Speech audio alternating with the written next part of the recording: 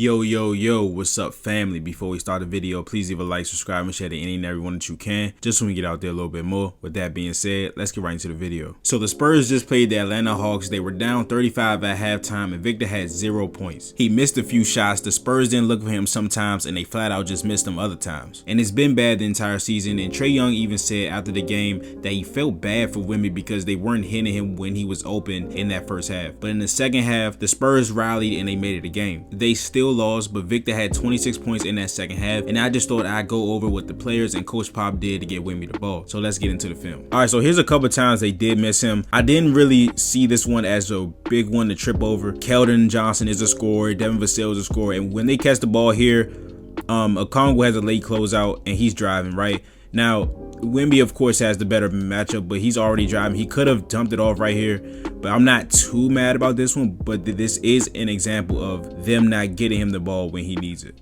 All right, so a lot has been said about Coach Pop's experiment of trying to make Jeremy Sochan a point guard, and I really do see the vision. Like, positional size is so important in today's league, and if you have a guy at that size that can run the one, it can really help your team. Sochan's a good player. He had a good rookie season, but for right now, the point guard thing is just not working, and I don't mind them experimenting because they're not a team that's trying to win. And to be fair, Sochan's young. This is the first time he's ever done this. He's playing out of position.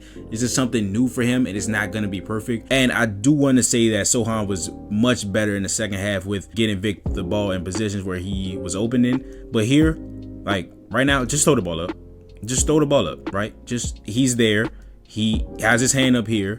Just throw the ball up, right? And Okongwu starts to like get in the passing lane and like starts to deter Sochan a little bit. But if he would have just passed the ball right there, it would have been just thrown at the front of the rim. He would have been open. And you could say that Sadiq is holding him, but if he throws the ball up and the refs see that he's restricted from going to get the ball, they're gonna call the foul. So, and now he finally decides to throw it, but now Vic's hands aren't up. He throws it to his outside shoulder, and Vic isn't able to corral the pass. All right, this one I can't even really be nice about. So he makes a good play. He gets a steal. He doesn't check the trailer, going right into these guys. He ends up making a solid play, getting Trae Jones a wide open look at a three. They give it to Keldon. You see Vic has his hands up, but at this point, you know, this is a shot that you can take here. But it's the second effort, right? Sochan does a great job to get the rebound. Look at Wemby. Look at Wemby. There's 4 guys in the paint, 2 guys directly on Sochan. He tries to spin. Wemby's calling for the ball, and he just doesn't receive it. Now let's move on from the bad stuff, and let's see what the Spurs actually did well in terms of getting Wemby the ball. This is the only clip you will see in the first half, right? He didn't score off it, but the give and go game should be really prevalent in the Spurs offense, right? So Wemby gets the ball and he immediately zooms. I've said this on numerous occasions. One of the most impressive things about Wemby is how fast he moves off the ball. He has wiggle, he has agility, and that's a part of what makes him an alien, right? He passes and he goes instantly. Vassell does a great job. He could have passed this low, right? He could have passed this low. He would have had to call it, had to take 2 steps, all this other stuff. He throws it up to the rim. He sees Bogdanovich is the help man. That's nothing to Wemby, right? And he gets fouled. All right, so here's what they did in the second half, right? In the first half, I didn't see any real sets ran for Wemby, and at the top I say it's players and Coach Pop. This is the role that Coach Pop plays in this, right? Run sets for your best player. In the first half, there were some like spontaneous post-ups here and there, but there were no sets ran for Wemby. So here, look, you see him in the corner, right? Vassell is gonna set this screen just to get him better position, right? And he did not score on this post-up, but it's just the attitude of Pop and the players to get Wemby the basketball. Look at every player that touches this rock. Trae Jones is not thinking about anything else. He even picks up his dribble at half court. The only thing every player on the court right now on this play is concerned about is getting Wemby this post touch. Trae Jones is trying to find him. Can't find him. Okay, Okongwu is fighting really hard. Sochan doesn't take a dribble. They're looking for Wemby. And again, he did not score off this post touch, but just the attitude in the second half when he came in was different. They get a shot up, and he's there for the offensive rebound.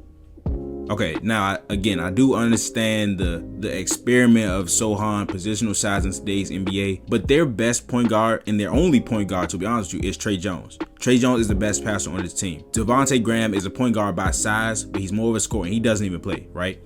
Trae Jones is the guy that recognizes most of this stuff when it comes to getting Wemby the basketball, right? So here in transition, right?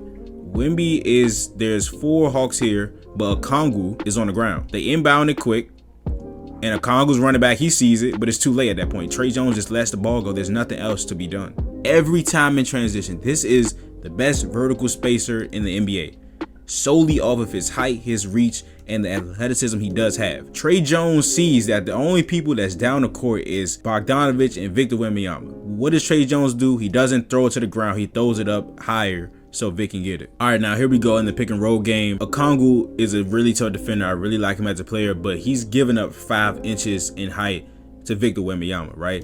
And in a lot of these games, Vic is going to be like a great receiver. Even when you think he's covered, he's actually open. So Vassell does a nice job getting 2 feet in the paint. He jump stops and he just throws it up. Okongwu is standing right in front of Vic, but it just doesn't matter. Like, this is not a contest by any means, and they get a bucket off it. All right, so once again, here's the role that Coach Pop plays, right? You see Wemby down here. He sets the screen for Devin Vassell. No, it's actually a clear out.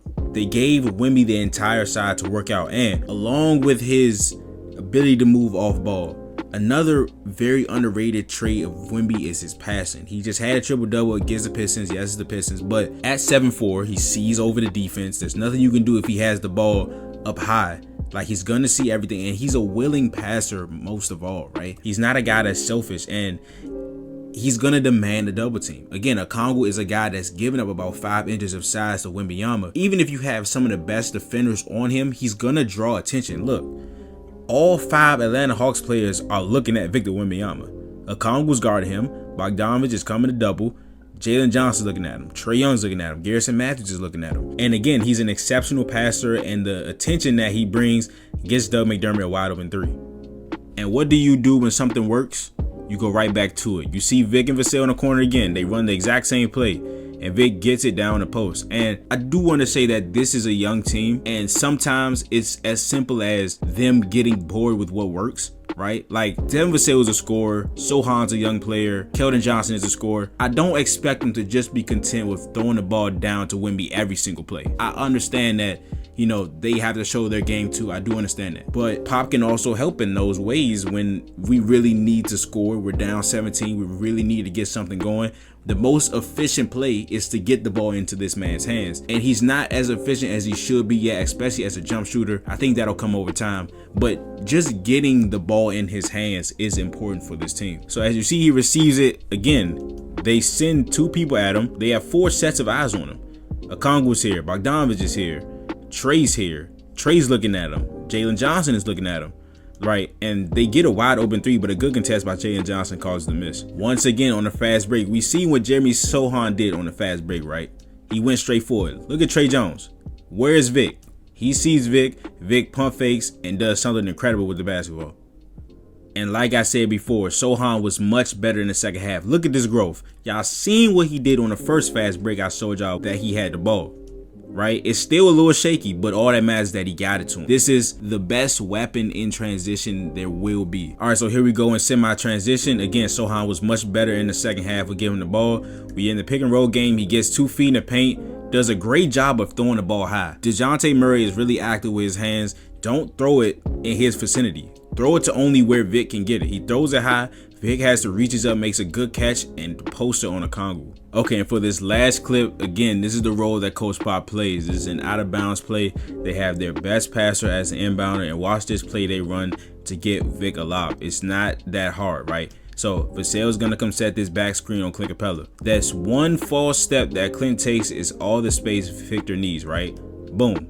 And again, like I said before, one of his best traits, his most impressive traits, is how he's able to move off the ball at 7'4". This motherfucker is damn near acting like a receiver right now. Fake outside, goes inside, and Trey Jones throws it to a place where only Vic can get it. But that is the video. Again, if you enjoyed it, please leave a like, subscribe, and share to any and everyone that you can, just so we can get out there a little bit more. And I will see you guys in the next video. But this is Nick.